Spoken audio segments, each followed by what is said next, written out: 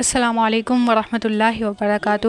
Welcome to Islamic minutes. آج کا ہمارا ٹاپک اس بات پر ہے کہ کیا واقعی لوح قرآنی لکھوانا جائز ہے؟ کیا قرآن کی آیات کو تعویذ یا لوح کی شکل میں استعمال کرنا شرک ہے؟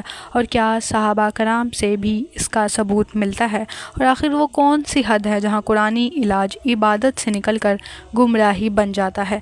لوح قرآنی سے مراد وہ تحریر ہے جس میں قرآن پاک کی آیات، دعائیں یا اسماء الہی کسی تختی، کاغذ یا دھات وغیرہ پر لکھے جاتے ہیں۔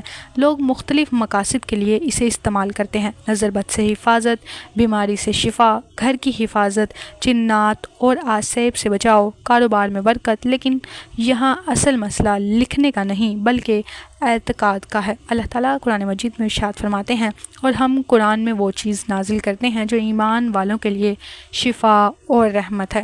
لہٰذا قرآن سے علاج کرنا، دم کرنا، آیات پڑھنا، یہ سب بالکل ثابت اور جائز ہے۔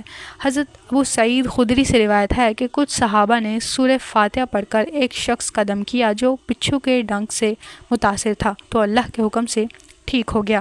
جب یہ معاملہ نبی کریم صلی اللہ علیہ وسلم کے سامنے پیش کیا گیا تو آپ صلی اللہ علیہ وسلم نے فرمایا، تمہیں کیسے معلوم ہوا کہ سورہ فاتحہ دم ہے؟ اسی حدیث سے معلوم ہوا کہ قرآن کے ذریعے شفا لینا جائز ہے۔ علماء اہل سنت نے اس مسئلے میں تفصیل بیان فرمائی ہے کہ اگر قرآن کی آیات واضح لکھی جائیں، ان میں کوئی شرکیہ یا جادوئی الفاظ نہ ہوں اور عقیدہ یہ ہو کہ شفا صرف اللہ دیتا ہے، تو بعض علماء نے اسے جائز قرار دیا ہے، خصوصاً جب اسے بطور دعا یا تبرک کے استعمال کیا جائے۔ قرآن سے شفا لینا ثابت ہے، قرآنی دعائیں جائز ہیں۔ بعض علماء کے نزدیک قرآنی لوح کی گنجائش موجود ہے، لیکن شرکیہ، جادوئی اور غیر واضح عملیات ناجائز ہیں۔ اللہ کے علاوہ کسی چیز پر بھروسہ